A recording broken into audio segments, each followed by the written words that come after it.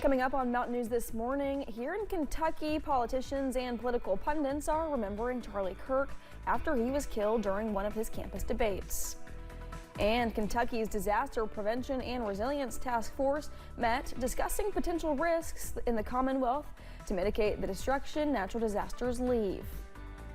Dedicated to Eastern and Southern Kentucky, this is WYMT Mountain News this morning.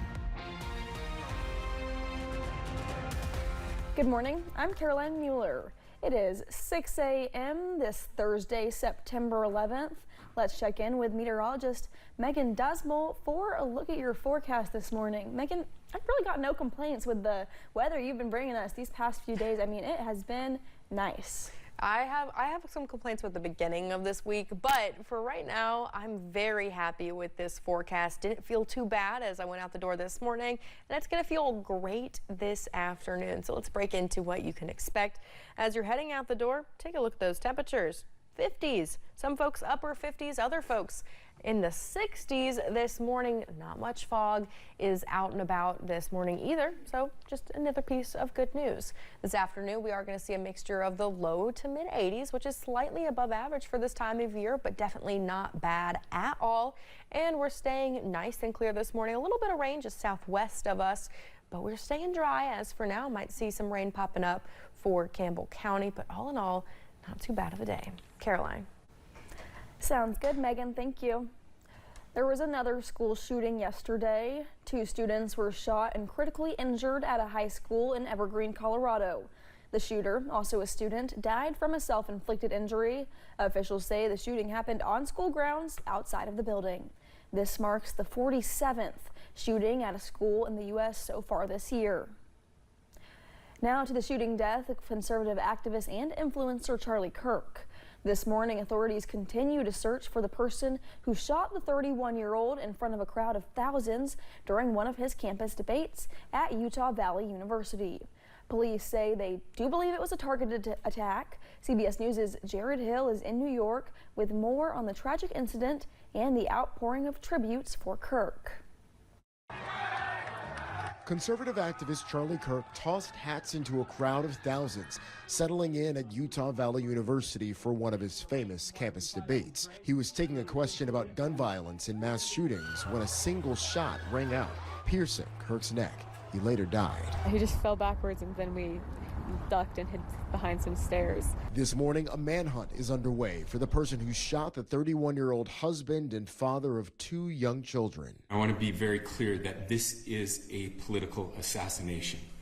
Utah's Department of Public Safety believes the suspect fired the bullet from the roof of a nearby building up to 200 yards away, sources tell CBS News. 2 persons of interest were taken into custody and later released Wednesday after police said they were not connected to the shooting. One of them has been charged with obstruction of justice. Supporters brought flowers to the Phoenix offices of Turning Point USA, the organization Kirk founded to motivate young conservatives. He was one of ours. He was a champion of everything we believe. Leaders across the political spectrum, including all current and former presidents, swiftly condemned the deadly shooting. On social media, President Trump called Kirk, who was an influential MAGA ally, a martyr for truth and freedom. Because of this heinous act, Charlie's voice has become bigger and grander than ever before. The president has ordered flags to fly half-staff on federal buildings through Sunday in Kirk's honor. Jared Hill, CBS News.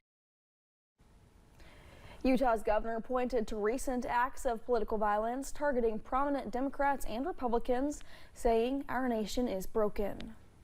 Here in Kentucky, politicians and political pundits are remembering Charlie Kirk.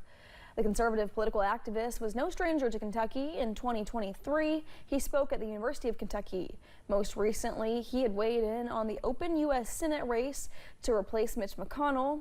Former Kentucky GOP spokesperson Andy Westbury calls the killing of Kirk gut-wrenching. No place in our political discourse for this. This shouldn't be happening. I mean, we should all stand united regardless of party affiliation and condemn this wholeheartedly. In a statement, Kentucky Governor Andy Beshear condemned Kirk's killing. He said the act further tears our country apart and sets us back. Kentucky's Disaster Prevention and Resilience Task Force met yesterday in Frankfort. The group addressed potential risks in the Commonwealth to mitigate the destruction natural disasters leave and ways to help victims after they hit.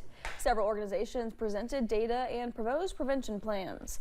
One of those groups is Darcy, which works to help people before, during, and after severe weather. One thing that makes Darcy truly unique than a lot of other programs is it actually works through the entire cycle, from preparedness all the way through long-term recovery and back into preparedness again. It can work in gray skies and blue skies, which is pre-disaster and post-disaster. Drain says Darcy is locally activated, which would not require a state disaster declaration. The organization is already set up in several western Kentucky counties. FEMA is releasing $12 million in reimbursement for Hurricane Helene victims. The grant money will cover vital infrastructure and community restoration projects in the hardest hit parts of North Carolina.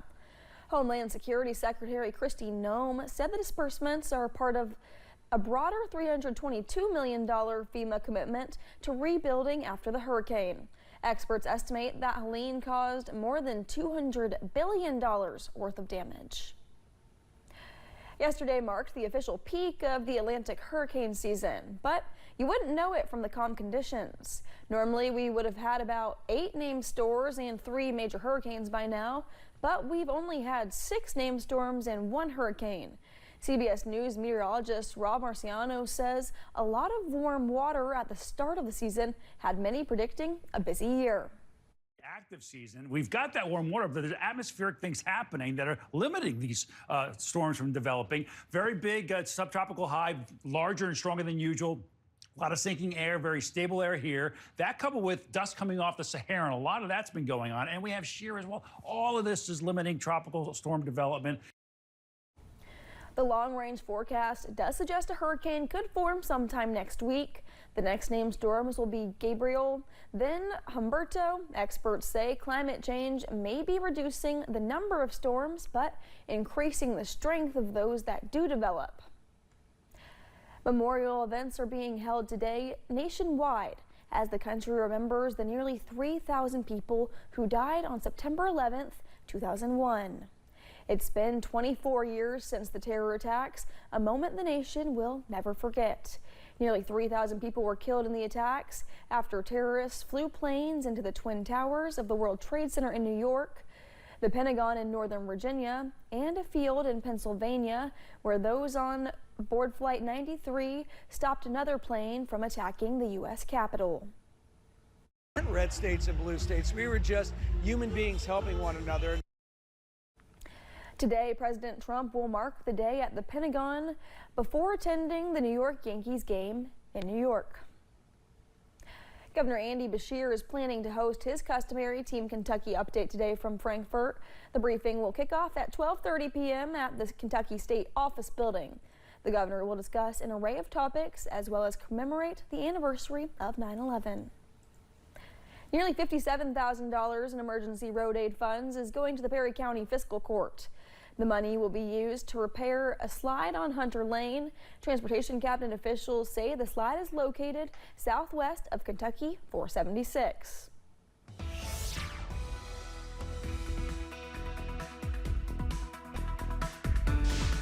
We're still seeing some nice and dry skies across eastern Kentucky. However, there's a little bit of rain that's popping up into the southwestern portion of the WYMT viewing area. You'll notice that there at the bottom of your screen. But again, for the most part, we are nice and dry this morning. Just watching this system may impact Campbell County, Tennessee as we head into the next couple hours. But in terms of temperatures, we are just sitting in a mixture of the 50s and low 60s. And for some of our Virginia counties, the upper 40s. Now this afternoon, though, we are looking much warmer with highs in the low to mid 80s for the day. Around that 4 o'clock is when you can expect the hottest temperatures with nice and sunny skies taking over as we're heading into the afternoon and evening hours. Not too bad of a forecast. Caroline. Thank you, Megan, and thank you for joining Mountain News this morning. More news is on the way. Coming up, we're entering respiratory illness season and local health officials say COVID-19 numbers are on the rise.